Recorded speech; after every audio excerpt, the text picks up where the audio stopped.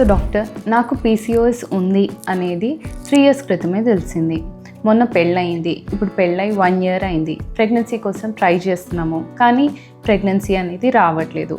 ఇప్పుడు నేను ఇంకొంచెం వెయిట్ చేయొచ్చా, లేదా ఏమైనా ట్రీట్మెంట్ తీసుకోవాలా? సో నిజంగా చెప్పాలంటే చాలామంది పీసీఓ ఉన్న వాళ్ళు అడిగే కామన్ క్వశ్చన్ ఇది. సో పీసీఓ ఉన్న వాళ్ళకి ప్రతి ఒక్కరికి ఫర్టిలిటీ ట్రీట్మెంట్ అవసరం ఉంది అని కాదు, అలాగే న్యాచురల్గా ప్రెగ్నెన్సీ రాదు అని కూడా కాదు. ఎంతసేపు ట్రై చేయొచ్చు ప్రెగ్నెన్సీకి, ఎప్పుడు ట్రీట్మెంట్ అవసరం పడుతుంది, ఎప్పుడు డాక్టర్ని కన్సల్ట్ అవ్వాలి, ఈ విషయం మీద క్లారిటీ అనేది చాలా మందికి ఉండదు. సో ఈరోజు మనం పీసీఓ ఉన్న వాళ్ళకి ట్రీట్మెంట్ కోసం ఎప్పుడు వెళ్ళాలి, ప్రెగ్నెన్సీ కోసం ఎన్నేళ్ళు వితౌట్ ట్రీట్మెంట్ ట్రై చేయవచ్చు, ఈ క్లారిటీ అని తీసుకురావడానికి ట్రై చేద్దాం. హలో అండి, నేను డాక్టర్ బిజీ, ఫర్టిలిటీ కన్సల్టెంట్, ఫర్టైన్ fertility centre, Karimnagar.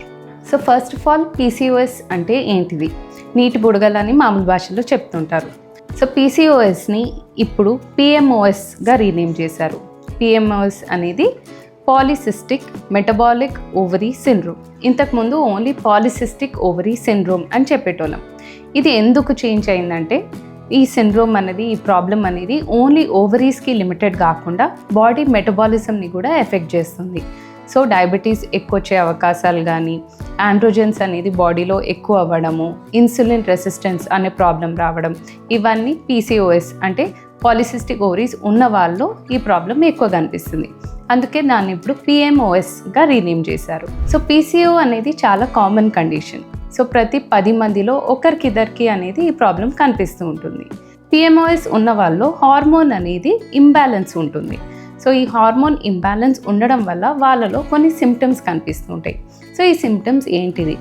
Irregular periods అనేది కనిపించవచ్చు, యాక్నే అనేది ఎక్కువ ఉండొచ్చు, అలాగే హెయిర్ ఫాల్ ఎక్కువ ఉండొచ్చు, అన్వాంటెడ్ హెయిర్ గ్రోత్, సో బాడీలో ఫేషియల్ హెయిర్ కానీ అవన్నీ ఎక్కువ హెయిర్ గ్రోత్ అనేది కనిపించవచ్చు, వెయిట్ చేంజెస్ ఎక్కువ ఉండడము, ఎక్కువ వెయిట్ గెయిన్ ఉండడము, ఇట్లాంటివి కనిపిస్తూ ఉంటాయి.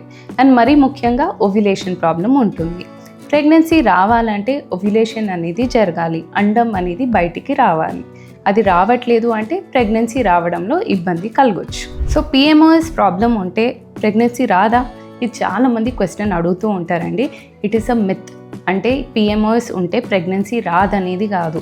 ఒక పేషెంట్కి స్కాన్ చేయగానే పాలిసిస్టిక్ ఓవరీస్ ఉన్నట్టు కనిపిస్తుంది అని చెప్పగానే ఆ పేషెంట్ భయపడిపోయేది ఇదే విషయం మీద.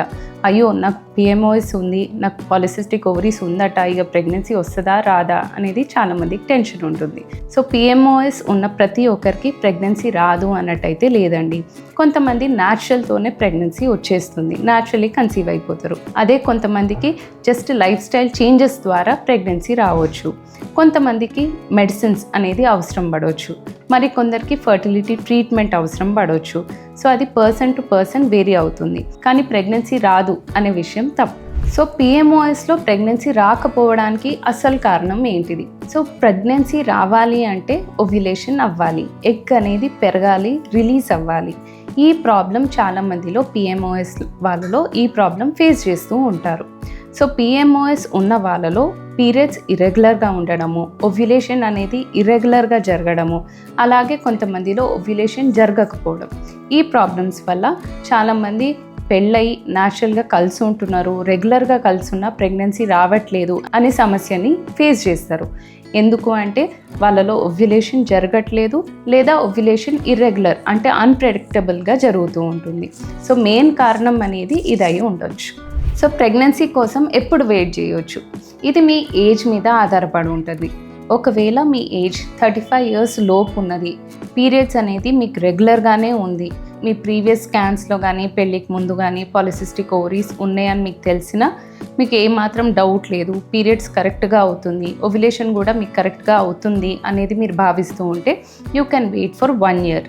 కాకపోతే కొంతమందిలో పీరియడ్స్ అనేది ఇర్రెగ్యులర్ ఉంటుంది, నెల దాటుతుంది, లేదా 2 to 3 monthsలో ఒక్కసారి వస్తుంది, ఎప్పుడు పీరియడ్ వస్తుందో తెలియట్లేదు.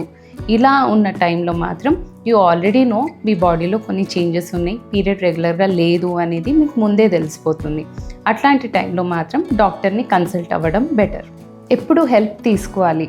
సో ఒకవేళ మీ ఏజ్ 35 దగ్గరలో ఉంటే, సివియర్ వెయిట్ ఇష్యూస్ ఉన్నాయి, ఓవ్యులేషన్ కరెక్ట్గా జరగట్లేదు అని మీకు అర్థమవుతే, పీరియడ్స్ చాలా ఇర్రెగ్యులర్గా ఉంటే, you don't know me period ఎప్పుడు వస్తుందో మీకే తెలియట్లేదు, 6 months వరకు ట్రై చేయండి. అయినా ప్రెగ్నెన్సీ రావట్లేదు అంటే కన్సల్టేషన్కి వెళ్ళడం బెటర్.